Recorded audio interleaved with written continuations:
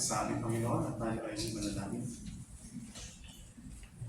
Ama naming Diyos, minsan pa sa sandali ito, Panginoon, ay kami ay lumalapit ng buong kapag-kumbabaan, Panginoon.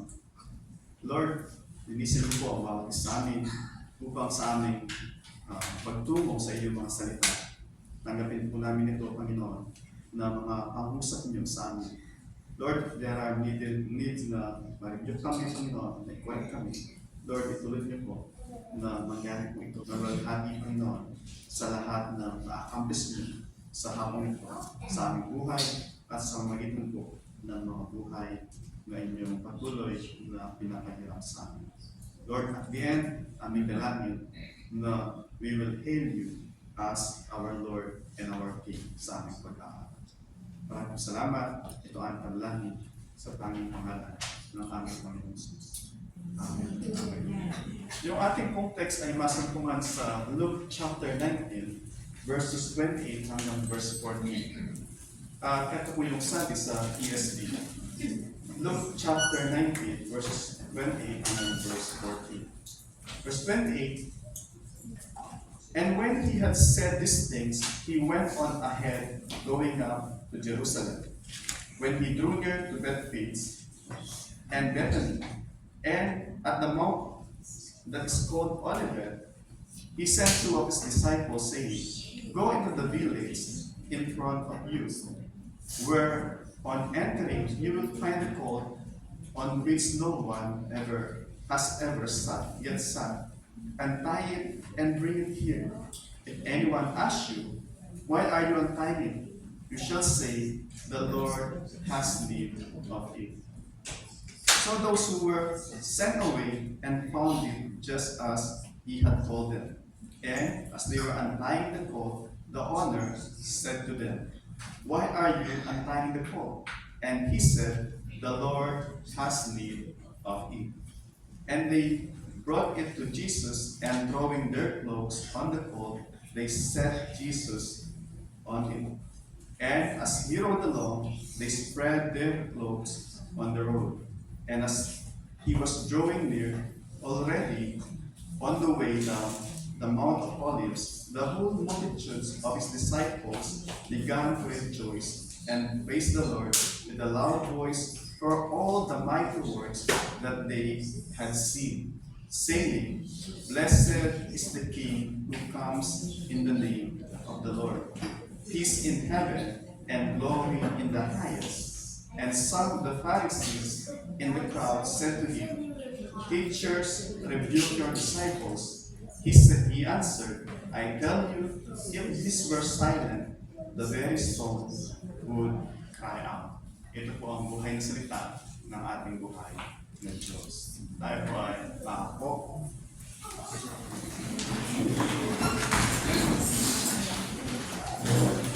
Sa ating konteksto na binasa, nandun na tayo sa last week ng buhay ng ating Panginoon Jesus doon sa earth, sa kanyang incarnation. So ito yung tinatawag na Palm Sunday. Hail to the King. Yun po yung title ng ating mensahe. Hail. Kung titignan po natin, sabi sa verse 28, sinimula sa verse 28, and when he had said these things, sabi doon, he went on ahead. Ano may sinasabi doon sa, and when he had said these things? Ano yung these things? Of course, yung mga sinabi niya bago yung verse 28. Ano ba yung mensahe last week? Ito yung sa parable of 10 minas. Nakita natin doon, merong king na kung saan kinakailangan niyang umalis because he will be crowned as king. And then, sa kanyang pag-alis, meron siyang binigyan ng kanyang mga servant a test. Binigyan niya sa ng mga 10 minas each. And then, siya ay muling babalik. At sa kanyang pagbabalik, ay i-account niya yung kanyang mga servant base o ayon doon sa kanilang mga ginawa. Doon sa kanyang ipinagkatiwala sa kanila. yung binigyan ng 10, nag-earn ito ng another 10. At yung iba naman, nag-earn ng 5. At yung isa, sabi niya, kilala kita, you are a hard man. Inaani mo yung di mo tinanim. At sabi niya, natakot ako at nilagay ko sa handkerchief yung minus mo at inumukay ako sa lupa at eto na ngayon, binabalik ko sa iyo. To which sabi ng Panginoon, you wicked servant. Itapon niyo siya at kung ano yung nasa kanya, kunin at ibigay dun sa merong 10. Yung meron ay ano pang binigyan, yung wala, kahit ano yung meron sa kanya, ay kukunin pa sa kanya. Makakalakin doon, yung lost opportunity na binigyan na isa, and yet, o yung isang binigyan na sa servant, na kung saan, hindi niya kilala yung kanyang master, kaya nag-dig lang siya sa lupa, tinago niya ito, at sabi ng Panginoon sa kanya, sana man lang, din-deposit mo sa bangko, at sa aking pagparito muli, ito ay nag-earn ng interest. Bakit natin doon yung sinasabi na there is merong accounting na nangyayari o settlement na nangyayari at the end. Kung ano ba yung ginawa natin doon sa mga bagay na ibinigay sa atin ng Diyos. Tayo ay pagsusulit ng Panginoon. So ito kanyang tinuro bago yung triumphal entry. And marami pa actually. Simula sa chapter 9, sabi doon, the Lord Jesus Christ set His face towards Jerusalem. At alam natin kung ano yung naghihintay sa kanya sa Jerusalem. Jerusalem, ito yung place na kung saan He will be crucified. He will be executed. As a worst sinner, yung pinaka-worst na paraan ng kamatayan na nakakaya, hanging on the cross as a criminal. So sabi doon, ulit sa verse 28, when He has said these things, He went on ahead. Nandun yung kanyang determinasyon na i-accomplish, i-fulfill yung purpose, bakit siya naparito in the first place. Lagi yung nakaset sa kanyang mindset. Hindi po yun kumawala. Sa kabila ng mga pagpupugay ng mga tao sa kanya, lagi yung kanyang vision, yung kanyang attention, direction, ay lagi nakatuon sa Jerusalem. Na kung saan doon niya ipupulfill yung purpose ng kanyang pagparito sa lupa. Ano yun? Diba? Sabi na niya yung pag-aaral kay Zacchaeus. Sabi ng Panginoon, this too is a son of Abraham. And then sabi niya, for the Son of Man came to seek and to save the lost. Yun po yung sabi ng Panginoon. The Son of Man came to seek, to hanapin, at iligtas yung mga naliligaw ng landas. Diba? What a beautiful picture na sinasabi doon and statement na sinabi ng Panginoon. And pagdating sa verse 28, pinakita niya ito na he's really determined o determinado siya na ma-accomplish yung purpose na yun. It's not just a mouth na confession. Hindi lang puro salita. But pupunta siya talaga para mangyari yung kanyang ipinangako at yung mga ipinapasay ng Diyos long before siya ipanganak in the form of a human flesh.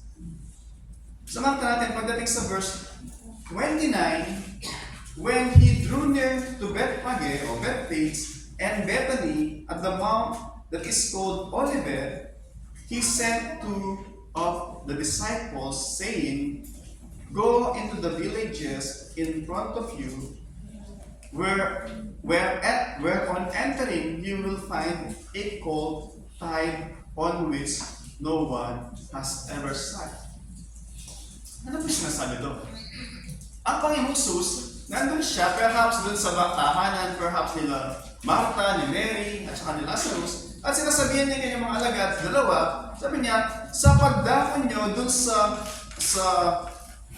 upon entering, sabi niya, yung village in front of you, may makikita kayong colt. tied and no one has ever sat. Nandun siya, nakatali siya, sabi niya. Galagin nyo at dalhin nyo dito. Parang simple lang yung sinasabi doon, di ba? Parang simple lang, but then it means a lot.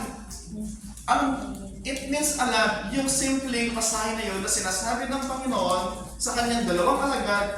Tumungo kayo doon sa bilig sa yun, pagpasok nyo, meron kayong masusumpungan na isang code na hindi ko nasasakyan ni naman. Kalagin nyo at dalihin nyo dito. Ano po yung pinapakita doon na patungkol sa ating Panginoong Sus? Bagamat siya ay nagkatawang tao, He set aside yung kanyang prerogative bilang Diyos, and yet, doon sa kanyang pag-rely, doon sa Diyos at sa banal na Espiritu, still yung kanyang omniscient, yung kanyang kaalaman ay nandun. Alam niya kung ano yun nandun sa pagpasok nila doon sa village. Same thing, naalala nyo, nung si Nathaniel, sabi ng Panginoon, paparating pa lang si Nathaniel, kilala kita. Israelite indeed, in whom there is no deceit, sabi ng Panginoon. Paano mo nakilala? Sabi ng Nathaniel. Kasi bago ako pumunta rito, nakita kita sa ilalim ng puno ng tree, sabi niya. And then, ano sabi ni Nathaniel? You are the King of Israel.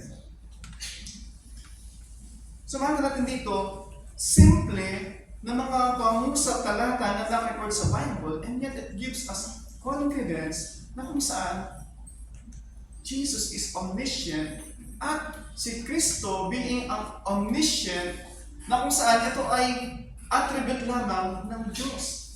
Na si Kristo is none other than the incarnate Word of God. The incarnate Son of God. Siya ay Diyos. Alam niya kung ano yung pagpasok sa village, and kung nakatali siya o nakalus yung tali, alam niya, even actually, kung ano yung magiging discussion, yung dialogue ng mga may-ari pagka tatanggalin ng dalawang alagad niya yung pagkakatali ng colt na ito. Sabi niya, untie it and bring it here. Verse 31, if anyone asks you, why are you untying it? That is normal, di ba? Meron kang alaga na colt. Yung colt, ibig sabihin ng colt is usually na pagkaka-confuse tayo, meron kang tawag na colt, meron kang tawag na mule, meron kang tawag na donkey. Sabi sa John at saka sa Matthew, donkey's colt. Diba? Ito yung mga family of horses. Buriko. Ano ba yan? Yung maliliit na horse. So, ito ay mga, yung horse, yung donkey, yung mule, ito yung mga family of horse. O mammal, di ba? Ganoon. Kung saan is, yung donkey, male horse, na kung saan less than 4 years old. Yun namang filly, ito yung babae naman na horse, na kung saan less than 4 years old. So yun po yung ibig sabihin nun. Na kung saan, yung horse, ito yung alam natin na maganda yung balahibo dito, yung kanyang buntot. Yun namang donkey, kung nanood kayo ng Shrek, di ba? Yung donkey, hindi siya kaganda yung dito niya. Tapos medyo pandak yung donkey. Tapos yung buntot niya, hindi ganun kagandahan din. Yun namang mule, parang hybrid. Combination siya ng dalawa. Yung itsura niya ay kakaiba. So yun yung point ko lang dito is, sabi doon ng Panginoon, pagpasok nyo, at tatanungin kayo, why are you untying it? And then sabi ng Panginoon, you shall say this, the Lord has need of it. Yun ba? The Lord has need of it.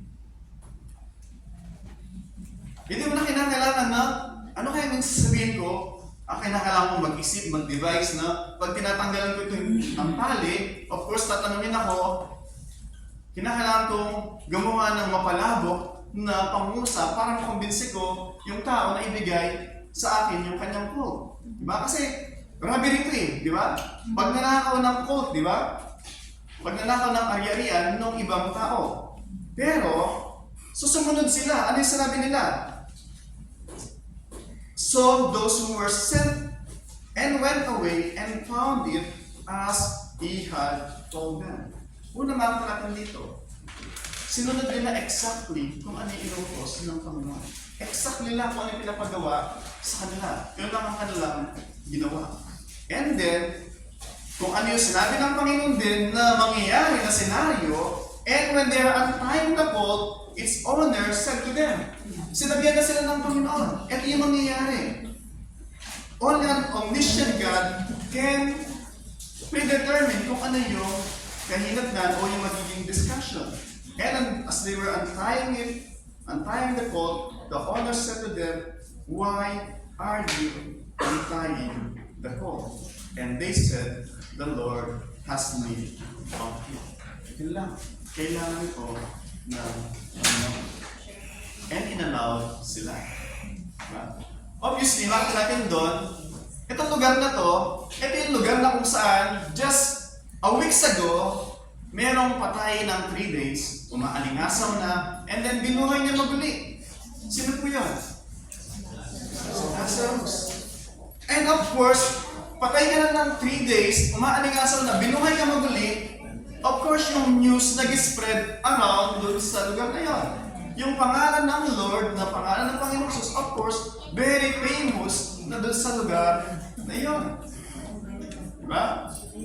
Pero, gusto ko i-note dito, yung sinabi dito ng Panginoong Jesus na nagmula sa kanya mismong labi. Ano sabi niya?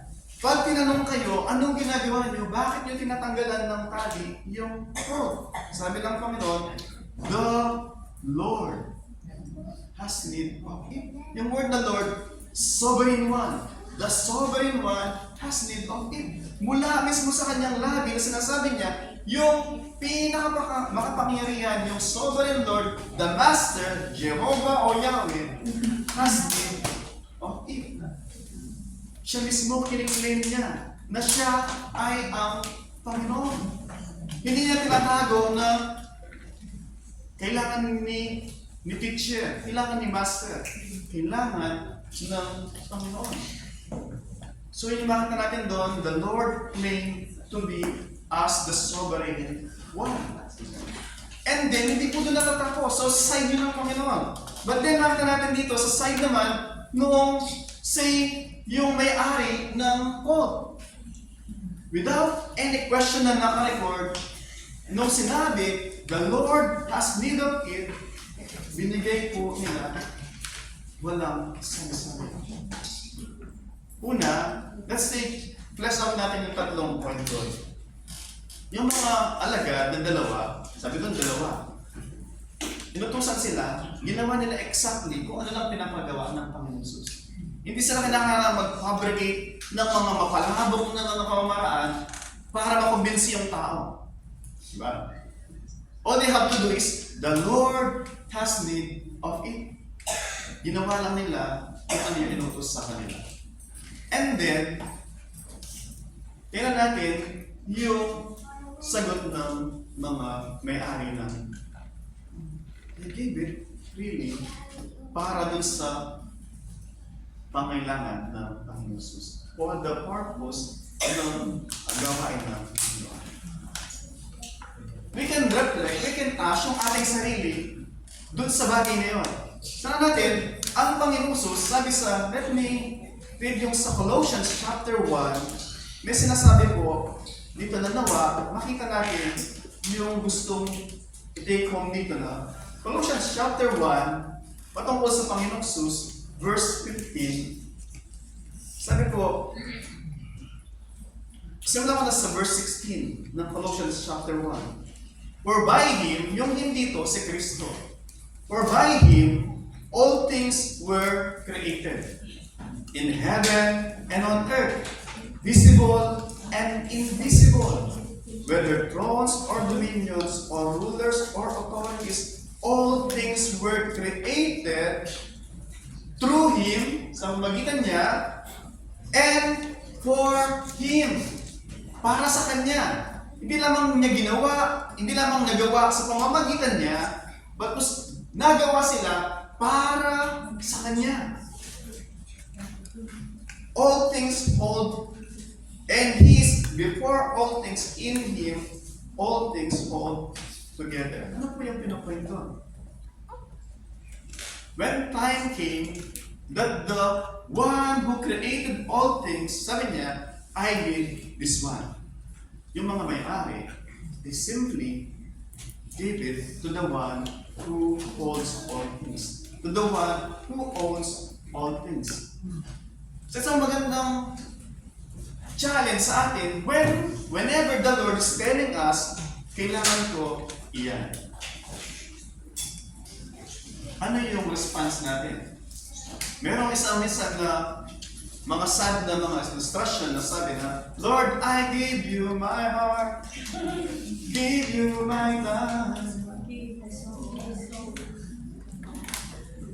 Lord, I give everything to you.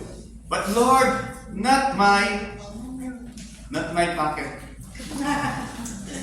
Lord, I give you lahat. But don't touch my pocket. Oh Lord, may isang kwento din, di ba? Na kung saan meron siyang alagang tatlong baboy, di ba? At sabi niya, Pastor, kung lang yung baboy ko maging 5, ibibigay ko sa church yung 2 para sa gawain ng Panginoon. Pero 3 lang sila eh.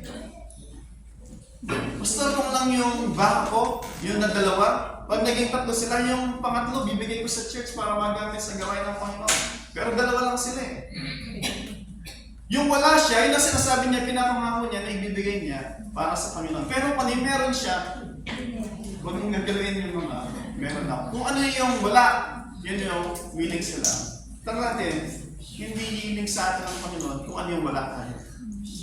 Una kasi siya yung nagbibigay. Whatever na pinagkalab sa atin, alam niyo yung parable of the 10 minas, yung stewardship, kung paano mo in-steward, kung paano mo ginamit yung mga bagay na ibinigay sa atin, pinagkatiwala sa atin ng Panginoon. And yung mga bagay lang yon. But, pinakamalaga, paano natin in-steward yung ating mismong mga buhay. Because, oftentimes, hindi lang sasabi ng Panginoon, ibenta mo yung ari-arian mo at sumunod ka sa akin. Hindi. Tapos yung ating mga buhay, mismo, yung hinihiling ng Panginoon. Nalala ko yung Macedonian church, di ba? Sabi doon, out of their deep poverty, they gave more than kung ano yung kanilang ibigay. And then yung explanation, bakit nila ginawa yun? Sabi doon, because they themselves gave them first to the Lord. The reason bakit sila nakapagbigay is just a manifestation na una, binigay nila yung kanilang buhay sa Panginoon. And so, yung mga pagbibigay nila ng mga kayarihan nila, ng suporta nila, is just a proof ng claim na binigay nila yung buhay nila sa Panginoon. At nakita po natin dito, beautiful picture na kung saan simpleng record na nung sinabi ng Panginoon o sinabi ng mga alagad, kailangan ng Panginoon. Without any argument, they gave wala na record kung ano naman sinabi nila, but binigay ng may-ari ng and assume na Kristyano yun. Diba? And then, sabi doon, isang imagine ng makita dito, it seems na yung ginawa ng 2 alagad, diba? Ano ba namang trabaho? Pupunta lang ako doon, kukuha ng boat. Diba? It seems parang yung trabaho nila, yung kanilang ministry sa yung ginawa nila, parang napaka-minimal, wala namang kabuluhan, di ba? Pupunta ka doon, kailangan pa ng 2 tao para kunin lang yung isang colt ng donkey, di ba? And minsan natin, kung di nila kinuha yun, nasabihin natin na napaka-minimal na trabaho, walang sasakyan ng Panginoong Jesus para iparada siya doon sa Jerusalem para mangyari yung triumphal entry.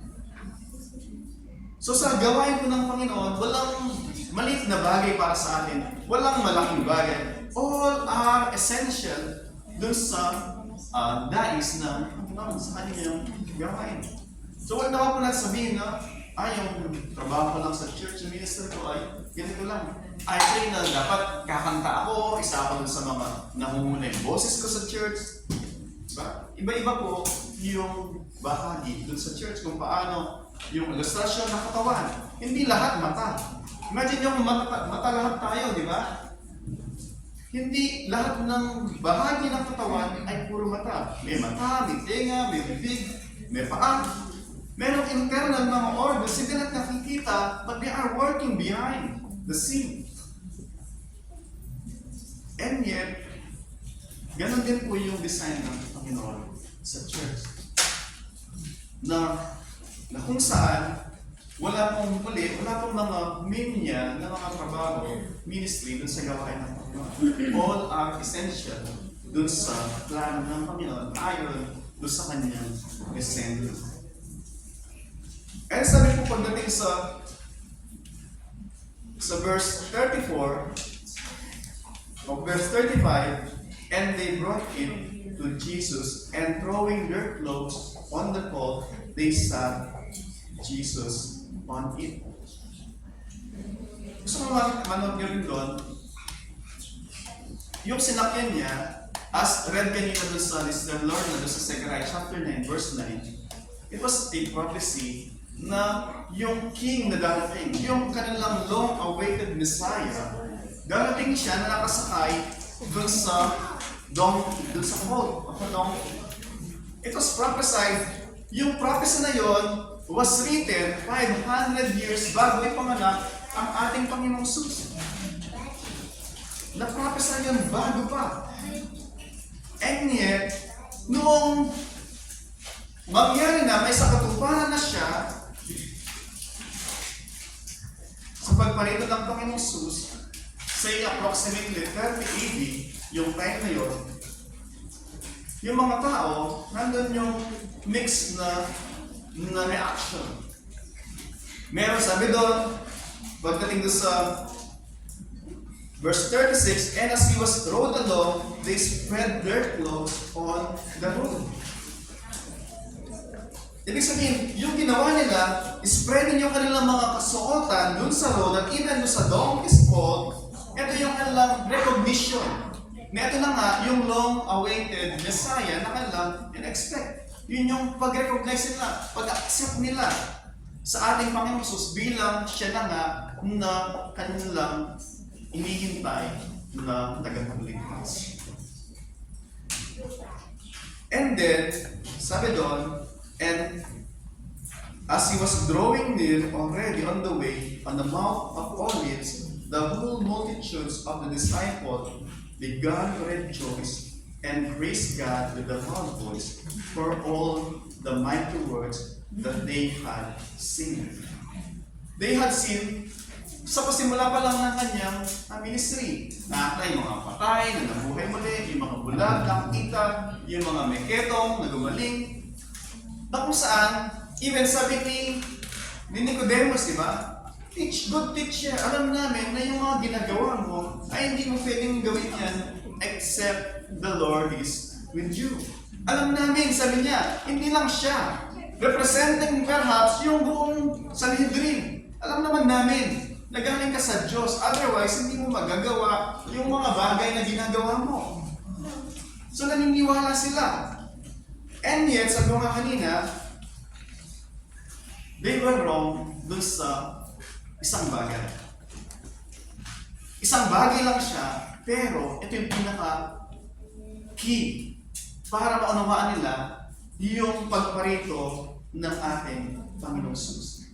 They have been waiting for so long na yung darating na hari ay military ruler na iko-conquer muli yung, o i-dispel, o i-conquer yung Roman Empire during that time na naghahari sa Middle East at sa known world para maghari sa Jerusalem. Yun ang kanya magiging center ng kanyang throne at siya ay maghahari in righteousness at maghahari siya sa buong earth.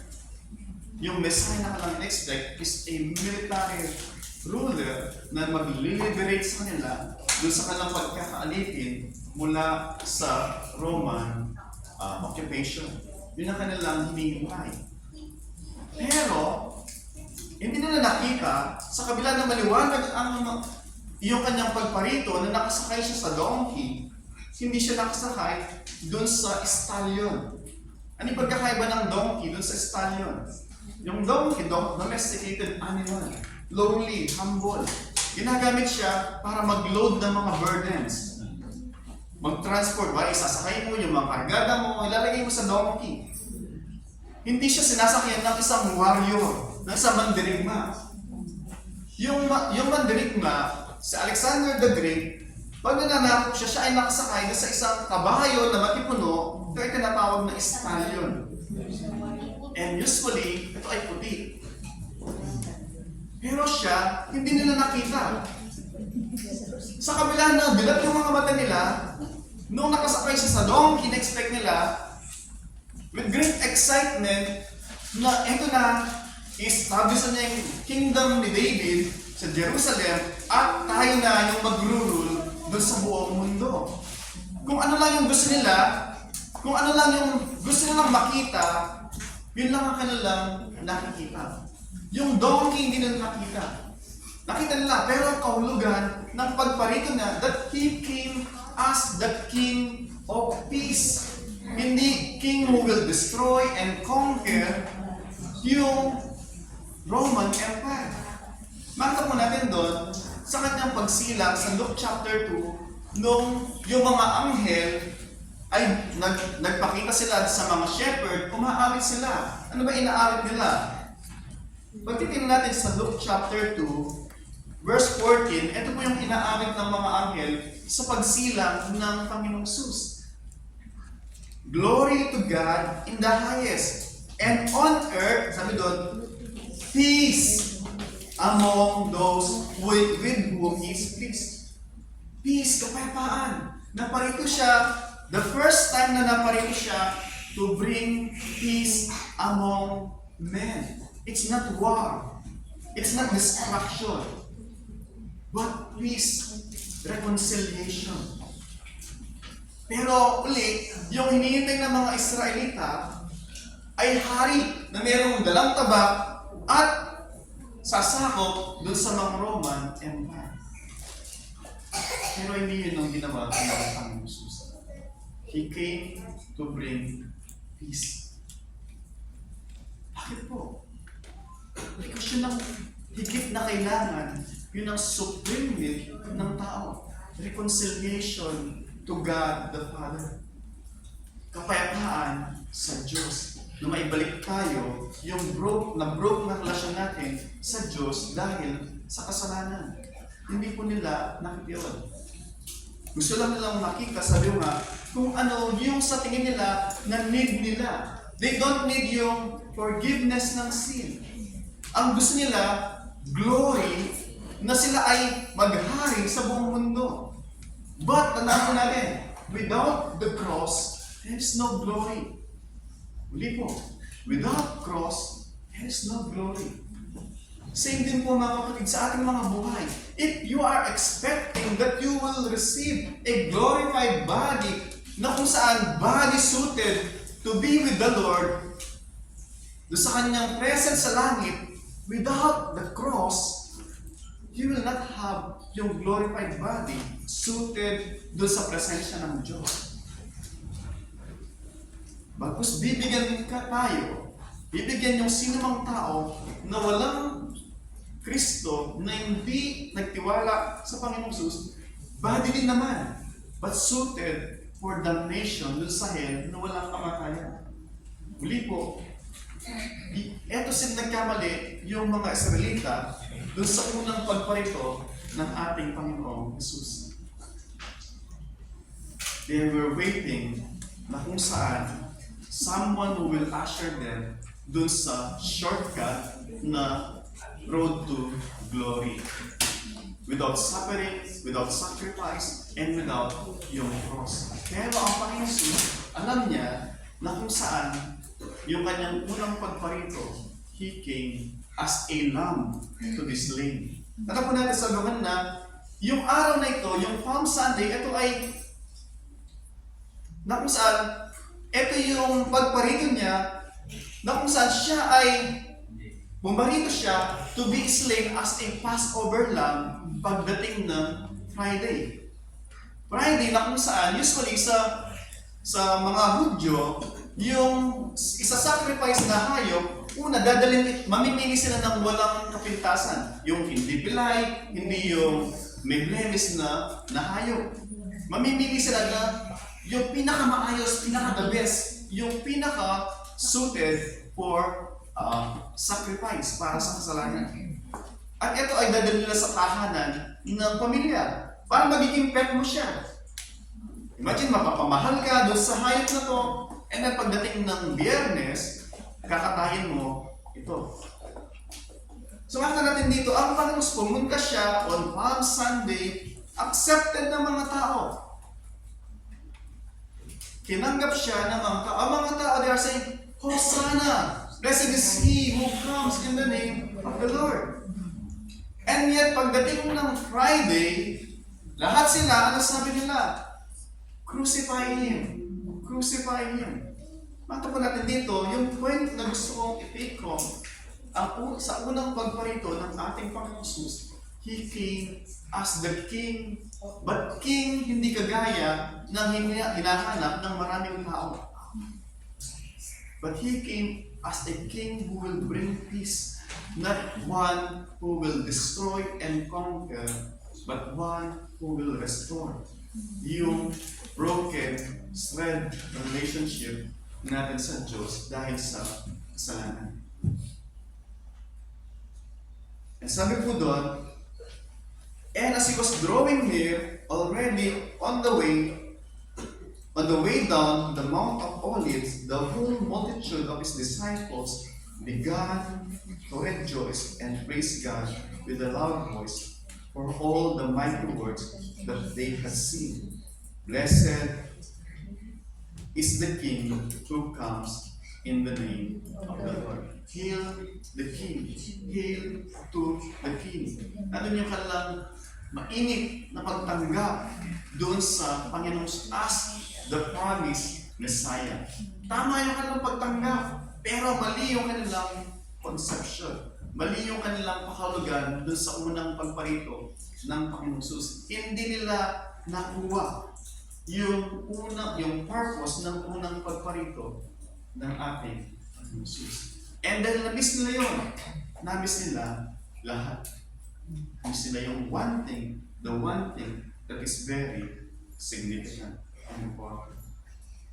Kaya nga, sabi nga rin, shallow yung crowd, shallow yung kanilang pagtanggap. Kaya nga, pagdating ng Biyernes, yung same na labi, same na nagde-declare na blessed is He who comes in the name of the Lord, same lips, same people crying, crucify Him, crucify Him. Bakit? Hindi nangyari ka lang na-expect. Hindi nangyari ka na-expect na mag-a-usher dun sa paghahari, na magtatanggal sa pagkakaalipin nila sa Roman Empire. Nabigo sila dun sa kanilang ina-expect at dun sa kanilang inaasam. And minsan, ito madalas, tayo mga tao, we go to church, we come to the Lord, we pray to the Lord, expecting something in return for the wrong reason o for the wrong, hindi ito yung sinasabi ng Panginoon. Sabi ng Panginoon, di ba? Ask and it will be given. Knock and it shall be open. Nakala mo ang Diyos, parang vending machine, attend ka sa church, and then hingin mo ito, bibigay ng Diyos.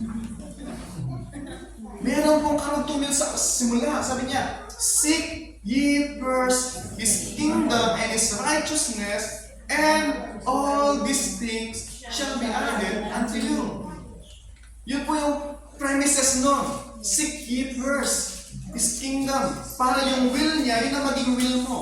Pag yung will niya, yun ang will mo, ipagkakalog niya yung hinihilig ng puso mo kasi nakaayon dun sa puso ng Diyos. Ito yung prayer sa Psalm na yung desire, ipagkalog nawa ng Diyos, yung desire ng puso mo. Diba? Kasi yung desire ng puso mo, dapat ito yung tinitibok ng puso ng Diyos. So ngayon po, tanong natin is, ano ba yung pinagpe-pray natin sa Diyos na i-check natin. Ito ba yung tinitibok din ng puso ng Diyos? Or we are praying for something na contrary doon sa tinitibok ng puso ng Diyos? Kahit na mag-pray tayo na mag-pray, kung hindi po ito yung ayon sa nais ng Panginoon, obviously because God loves us, hindi niya ipagkakalob sa atin kung ito ay ikakapahamak natin. Pero kung ito ay ikakabuti natin, hindi killjoy ang Panginoong Jesus, hindi killjoy ang ating Amang nasa langit na ipagkaloob yung bagay na makakalugod sa kanyang pangalan at ikakabuti po natin. Marami na po napunta sa church na noong one day lang yung kanilang off, Sunday lang, nakakarating naman sila. Nakakarating sila. Kahit na buong isang linggo, pagod na pagod sila, pag susunduin mo, yung iba, di naman nagpapasundo, nakakarating sila. Napakasaya nila. And then one day, sabi nila, basta pag-pray niyo po kami, pag-pray niyo po ako, na ano pag-pray? Na maging 2 days off po. Of course, gusto mong magka 2 days off din sila. So we are praying, pinag-pray natin, kasi tayo nagpa-pray. And then, one day, sobrang galak sila. Pastor, answered prayer na po. Anong answered prayer? 2 days off na po ako. So umattend siya for maybe 2 weeks, 3 weeks, and then, pang 4th week, bago matapos ang buwan, wala na siya. Bakit ang bago? Part-time na siya ng Sunday. Sabi namin is, Sunday ba talaga yung part-time? Meron din pong Sabado din po. So 2 days part-time. O po Sabado linggo. Yeah, praying. Mag 2 days off para mas magkaroon sila ng time sa Panginoon. And yet, binigay ng Panginoon. So careful sa mga pinagpapray po natin. Careful po sa mga hinihingi natin sa Panginoon. Lord, kung ito po yung nais mo, Lord, yun yung binigay. And sometimes is, bakit di binibigay sa atin ng Panginoon yung hinihingi natin? Because maybe, hindi ito ang makakabuti para sa atin. Meron din ilan din na mga kapatid na dati sahod nila 1,800 hanggang 2,000. And then, alam nila hindi kasya. So, sis, pag-pray naman na madagdagan. Dagdagan ng 1,2 pa, naging 3,2, iba naging 3,5. Same ano pa rin ba? May off pa rin. Pero, nung nadagdagan yung sahod, nadagdagan yung gastusin doon sa Pilipinas, at kinakailangan nilang mag-overtime din, hindi lang mag-part-time. Pag sinabi ng abo, okay lang ba na mag-stay? Kasi may bayad, it's okay madam. May natin is, malungkot tayo pagka gano'n, of course.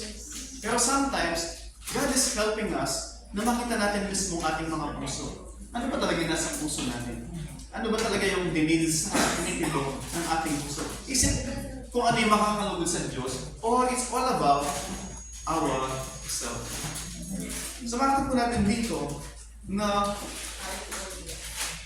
sabi doon, saying, blessed is he who comes in the name of the Lord. And gusto ko i-note doon, kagaya na binasa natin kanina sa Luke chapter 2, sa unang pagparito ng ating Panginoong Jesus, ito po yung sinasabi na, peace in heaven and glory in the highest. Tama naman yung kanilang sinasabi. Tama yung kanilang awit. Pero hindi nila na-gets. Even na yung kanilang sinasambit na kanilang mga labi. And even makita po natin dito, mga kapatid, yung very striking, yung pagdating sa verse 39. Hanggang verse 38, ang Panginoon siya was involved doon sa mga preparasyon, pagpapasend na kanyang 2 alagad, pagkuha ng coat ng donkey, at even yung kanyang pagparada bilang King of the Jews. Involved siya. Madalas, ang ating Panginoon Jesus, pag may mga pinagaling siya, sabihin niya mga tao, do not tell anyone. Bagus pumunta ka sa high priest, mag-alay ka, pero minsan matigas mga ulo ng mga pinapagaling niya, pinapangalanggakan nila, But this time, because the time has come, ito na yung perfect time, na siya ay matay as a sin bearer. Sabi ko kanina, di ba? Dumating siya, nakasakay sa donkey. Di ba? Donkey, symbolize ng donkey, sabi ko kanina, humble. Hindi lang humble, but this is donkey, domesticated animals, usually ginagamit sa pag-carry ng burden. Diba? So dumating ang Panginoon Jesus, humble, seated on a donkey, willing to carry our burdens. So that whenever we are weary and heavily laden, sabi niya, come to me, I will give you rest.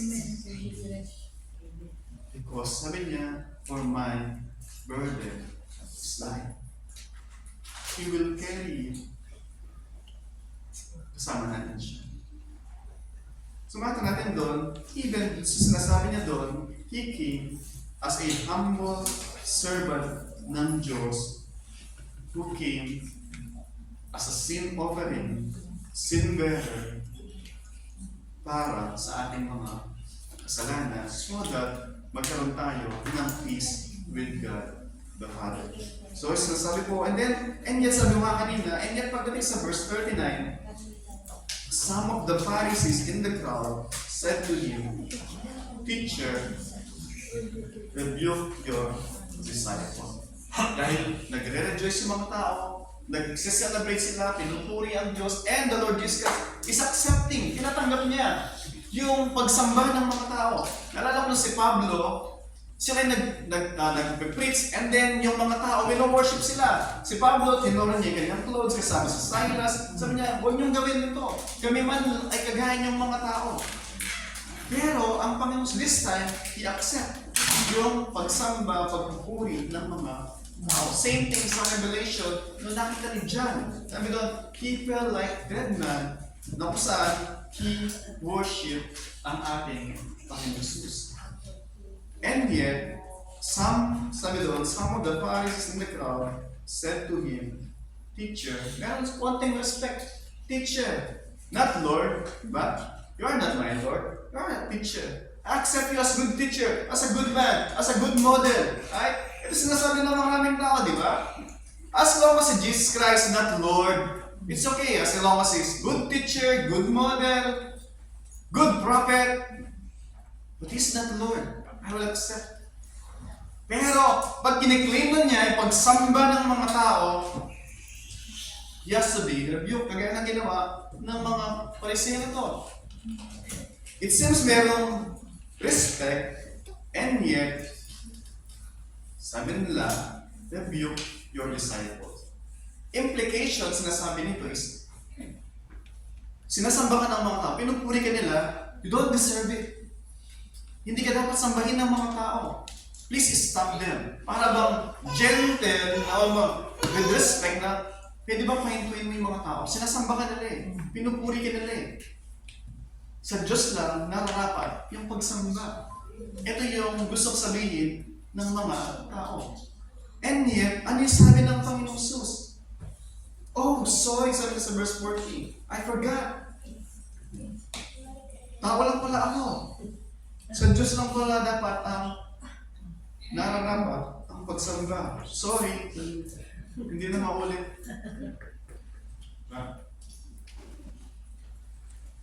Very humble, di ba? Very lowly, hindi makabasa yung pinggan.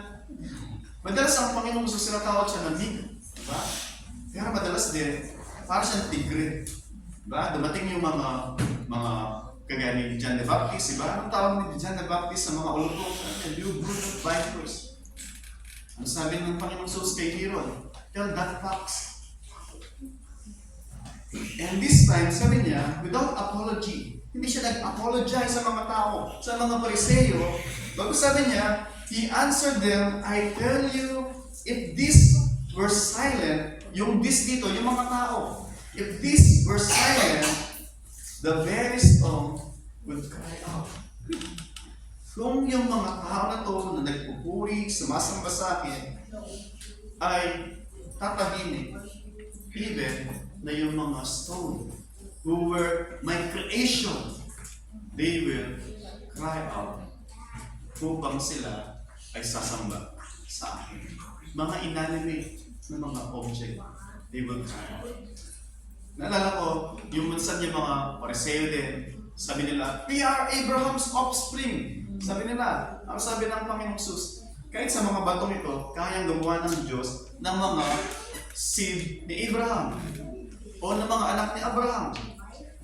Ngayon doon ang Panginoong Sus is, do not boast na kayo ay mga anak ni Abraham. Because out of the stone, God can create ng mga offspring ni Abraham na magpupuri, na magdadakila sa kanyang pangalan. But then maganda, actually yung tanong dito sa verse 14, on whose side are we? Doon sa crowd, merong mix. Merong mga superficial na, yes, Hail the King, nagpupugay sila, and next Saturday, Friday, ando sila, crucify, crucify. Bakit? Yung kanilang hinihingi, yung kanilang expect, nagagawin ng kanilang hinihintay, na long-awaited Messiah, ay hindi nangyari. Bigo sila, sawi. And so, nasigaw nila, crucify. Meron naman, nandun sa crowd, nandun lang sila, pero actually, nandun lang sila, hindi naman superficially naniniwala kay Kristo, but then just crowd sila, nagmamasid, at nagre-review sa Panginoon Jesus sa sinasabi, you don't deserve yung pagpupuri mo. Please stop them. Hindi sila kasama dun sa paraan. Hindi sila nakikrejoice dun sa mga tao. And perhaps, meron naman talaga mga genuine kasama ng mga alagad na really, they ever rejoice. Hindi na naman unawaan lahat. Yung detalye ng kanyang unang pagparito na He came to save sinners from their sin. Na to establish yet yung Davidic kingdom doon sa Jerusalem. Hindi nakuha lahat yan. And yet, genuinely sa kanilang mga puso, sila ay nagre-rejoice, nagpupuri para sa kanilang Savior at sa kanilang Messiah. Pagkitinan po natin, are we in that crowd o doon sa multitude na yun at sino tayo doon? Tayo ba yung mga nandun tayo because we're expecting something out of our own interest?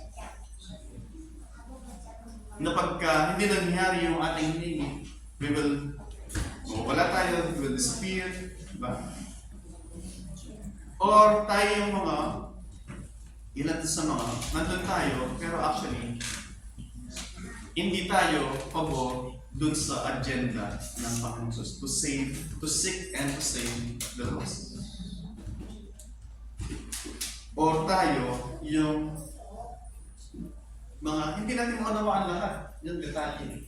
And yet, sumunod tayo, kinuha natin yung donkeys ko, nilagdag natin yung spread natin yung ating mga clothes.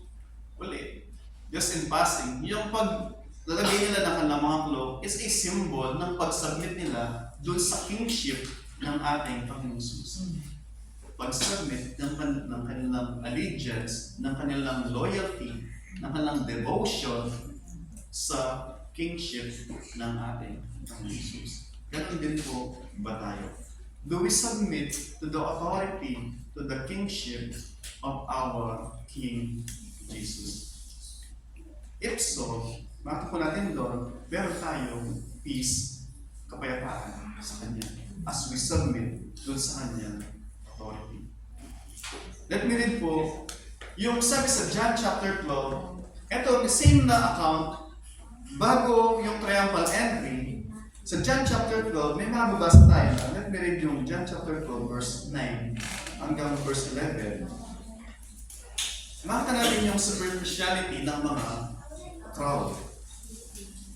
John chapter 12, verses 9. When the large crowd of the Jews learned that Jesus was there, they came not only on account of Him, but also to see Lazarus, whom He had raised from the dead. So the chief priests made plans to put Lazarus to death as well, because on account of him, many of the Jews were going away and believing in Jesus. It's a tragic po. Sabi doon, yung mga nakakaalam na si Lazarus ay muling nabuhay. Yung mga nakakaalam, na alam nila na yung authority ni Kristo hindi pwede mangyari lang kung kani-kanino, bagkus mula sa Diyos, and yet, dahil sa marami ang umaalis sa kanilang side, at nagsasign na kay Kristo, even si Lazarus, kasama si Jesus Christ, gusto na lang ipapatay.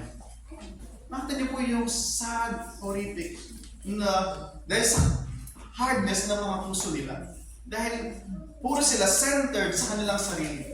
Imbes na mag-rejoice sila, manampalataya, praise God, yung long-awaited Messiah ay narito na. At mag-rejoice sila. And yet, sila mismo, naghanda sila ng plot para ipapatay ang Panginoong Jesus kasama si Lazarus. Yun po yung crowd na sinasabi doon sa Luke chapter 19, verse 14. Very sad, sa mga very tragic. Na saan, same din, maalala nyo, sa unang pagparito ng Panginoong Jesus, nung siya isinilang, yung tatlong Magi, di ba? Pumunta sila doon sa Israel. Naglakbay sila mula Persia. Naglakbay sila, sinusundan nila yung anak star. Dati wala pang compass. Sinusundan nila by divine providence, mayroong star na kanilang sinusundan. And ginaid sila ng Diyos. At nakarating sila pagdating sa Israel. Sabi na, saan ba yung ipinanganak na hari ng mga Hudyo? Tapos si Herod, pinatawag niya yung kanyang mga wise men o yung mga matalino, nakakaalam sa kasulatan, sabi na sa Bethlehem. At pumunta yung tatlong Magi. At sabi ni Herod, punta kayo, mauna kayo. Pag nakita na ninyo, sabihan niyo ako at ako man ay pupunta para sumamba sa kanya. Point to the list. Yung mga tao na galing sa malayong lugar, they traveled just to see yung ipinanganak na hari ng mga hari. Samantalang yung mga nandun, hinihintay nila ng mahabang panahon. Pero nung naparito siya, dead man lang sila. Hindi nag-care. Walang pumunta. Sino yung pumunta? Shepherd. Sino ba yung mga shepherd? Yung mga shepherd, ito yung mga sinukasyan ng mga tao. Ito yung para sa kanila, ito yung lowest na uri ng tao o na profesyon. Hindi tatanggapin yung testimonya ng isang shepherd. At para sa kanila, mga sinungaling mga shepherd. Dahil di sila nagsisimba. Pero sila yung naparoon at sa kanila nagpakita yung anghel ng Panginoon. Point po natin doon, sinasabi, the Lord, when He came as humble, servant, and yet, He's indeed siya yung hari ng mga hari to bring peace on earth to those with whom He is pleased. Paano ba mapiplease ang Diyos sa atin? With whom He is well pleased, sabi lang, He's pleased.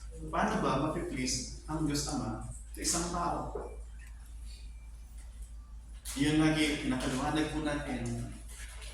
Merong krus, di ba? Na kung saan yung krus symbolize ng kasalanan. Di ba? At meron namang Kristo na balabal siya na cloak na white robe. Symbolize ng kabanalan. Si Kristo, dahil mula nung bata siya, hanggang dun sa araw na ipako siya sa krus, perfectly sinunod niya yung law of God. Siya lang ang nakagawa nun. So meron siyang righteousness na na-achieve, na-accomplish, na-earn dahil sa kanyang pagsunod sa kautusan. Siya lang ang meron nun. Pero lahat tayo, maliban kay Kristo, meron din naman tayo na-achieve for ourselves. Mula bata tayo, simula nung natin tayo magsinungaling, kumain ka ba ng chocolate? No, mommy. Eating sugar? No, mommy. Eating rice? Yes, papa. Di ba? Mula bata tayo, meron tayong na-achieve ng mga kasalanan. So nakita natin doon, meron tayong kasalanan, meron si Kristo, kabanalan. Yung great exchange na tinatawag, na kung saan we will be only accepted by God the Father pagka yung righteousness ni Kristo, yun yung nakita sa atin ng Diyos Ama. Paano mangyayari yun? Meron tayo kasalanan. Yung po tinatawag na great exchange. Bargain. Anong bargain? Yung kasalanan natin, kinuha ni Kristo, pinako sa krus, pinagbayaran niya para tayo ay magkaroon ng buhay. At yun namang kabanalan niya, na-accomplish niya, na-achieve niya by living a perfect, righteous, sinless life. Yun yung proof ng righteousness na sino mang nanampalataya sa Kanya, nagsisak sa lana, ito ay pagkakalob sa akin ng Diyos. So when God the Father look at us, hindi niya makikita yung kasalanan natin. Because nabayaran na yun sa krus. Na-dealt na yun sa krus. Sino yung makikita sa atin? Yung righteousness ni Kristo. Kaya po tayo, sabi doon, with whom He is pleased. Pleased siya because He is well pleased sa kanyang anak. At nakikita ng Diyos Ama yung kabanalan ni Kristo sa atin pag po tayo ay in Christ. Yun po yung sinasabi ng Romans chapter 1. Righteousness that is not of our own, but righteousness na mula kay Kristo. Sumagot po natin sa ating pagtatapos sa Revelation chapter 19. Ito po yung sinasabi. Revelation chapter 19, simula sa verse 11, sabi po, Then I saw heaven open, and behold, kanina nakasakay sa donkey, right? Humble, to bring peace on earth. And yet, pagdating sa Revelation, sa pagtatapos ng Bible, Revelation 19, Then I saw heaven open, and behold. Yung behold is parang exclamation point. Ako saan is, yung nandun yung surprise. And behold, a white horse, diba, hindi donkey, the one sitting on it is called faithful and true, and in righteousness he judges and makes war. This time he will make war. Second coming. And sabi niya, his eyes are like flame of fire, and on his head are many diadems, and he has name written that no one knows but himself. He is clothed in robe, dipped in blood, and his name by which he is called is the Word of God. And the armies of heaven, arrayed in fine linen, with white and pure, were following him with white horses. Hindi lamang siya nakasakay ng white horse, but even yung kanyang mga saints, yung kanyang mga angels, and nasabi doon, from his mouth, sa mouth niya, comes a sharp sword with which to strike down the nation, and he will rule them with rod of iron. He will tread the winepress of the fury of the wrath of God, the Almighty, on his robe, and on his side, he has a name written. Ano po yun ang King of Kings. King of Kings and Lord of Lords. Pagtapos, sa kanyang first coming, he came as a lamb, tupa, na nakasakay sa donkey. Humble in order to bring peace. Mariconcile tayo sa Diyos Ama. Sino man hindi mariconcile sa Diyos Ama, doon sa kanyang unang pagparito, sa kanyang muling pagbabalik, he will come not anymore as a lamb for sinners, but he will come as the King of Kings and Lord of Lords, the Lion of Judah. He will recompense judgment dun sa mga hindi na-covered yung kanilang kasalanan dun sa kanyang atoning sacrifice. Ano pa ibig sabihin nun? Sino bang hindi nakapag-isa kay Kristo? Sino bang wala ng righteousness na meron si Kristo pagdating ng araw? Sila ay i-condemn ng Diyos because they did not receive yung righteousness ni Kristo. At yung scene na ini-emphasize ni Pastor Lawrence last week na may judgment na mangyari. Same to sa wicked na servant. Wicked siya. Bakit? Hindi niya alam yung kanyang master. At hindi siya faithful doon sa time, doon sa kanyang management na binigay sa kanya ng kanyang master. So maganda po, tanong natin sa ating mga sarili before po yung Lord's Supper. Alin ba tayo doon sa crowd? And praise God, napaganda ng pangusap ng Panginoon, bago yung yugto na ito, ito sa kanyang buhay, meron mo na siyang infinite, yung bulag, Son of David, have mercy on me. Ligtas siya ng Panginoon.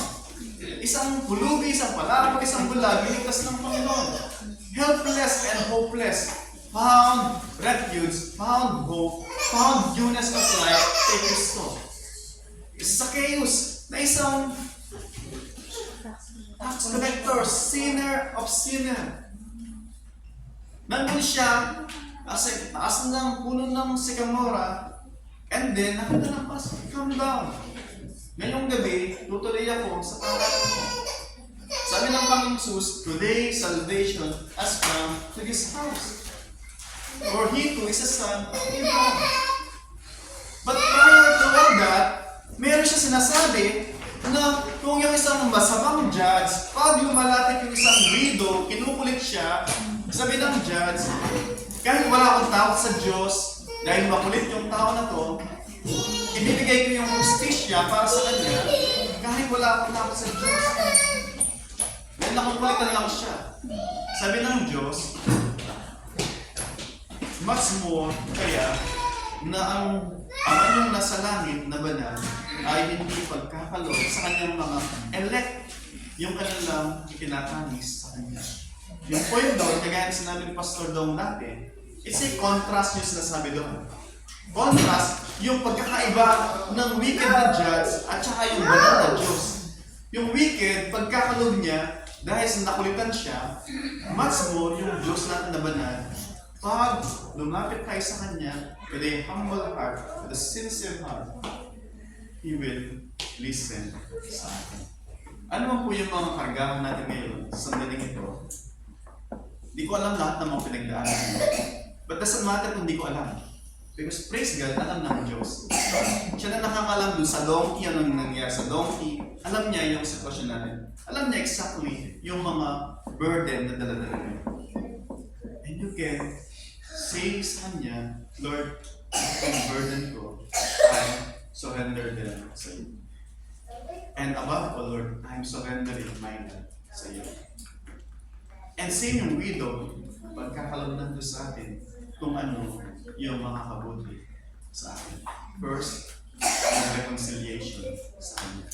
Pangalawa, He will call us as His children, adopted children, because of Christ. Pangatlo, He will give His Holy Spirit sa atin.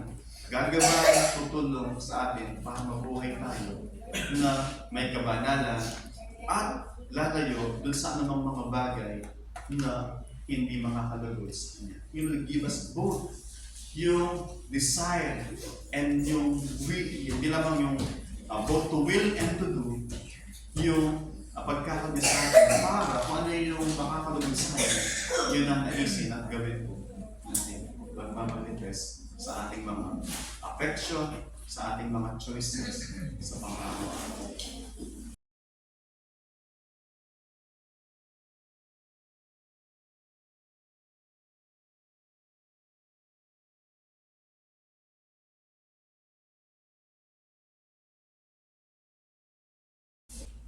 Let us close in prayer and receive the benediction. Lord, muli maraming salamat, Panginoon, dahil naparito ka, Panginoon, sa araw na kung saan ito yung climax, Panginoon, ng iyong pagparito. Nabuhay ka, Lord, na approximately na 33 years, leading to this one day, Panginoon, na ikaw ay naparito upang kami ay iligtas at sa iyong pagkatapak sa krus, Panginoon. Tinubos mo yung mga tao na malataya sa iyo at tumalikod sa kasalanan. Lord, maraming salamat at aming panalangin, Lord, na patuloy na panagawain mo sa aming mga isipan ang bagay na ginawa mo na ito at lagi magresulta ito ng iba yung ilalim ng pasasalamat at even, Lord, na pagmamahal dun sa ginawa mo sa amin, lalo ka namin ibigin, salamatan, and may result lalo pa, Lord, ng deeper na obedience namin sa iyo. Lord, maraming salamat po kayong patuloy maluwalhati sa lahat ng mga i-accomplish mo sa buhay namin at sa magitan ng mga buhay na iyong pinapahirap. sa amin. And now to Him who is able to keep you from stumbling and to present you blameless before the presence of His glory with great joy. To the only God, our Savior, through Jesus Christ our Lord, be glory, majesty, dominion, and authority before all time, and now and forever. Amen. Amen.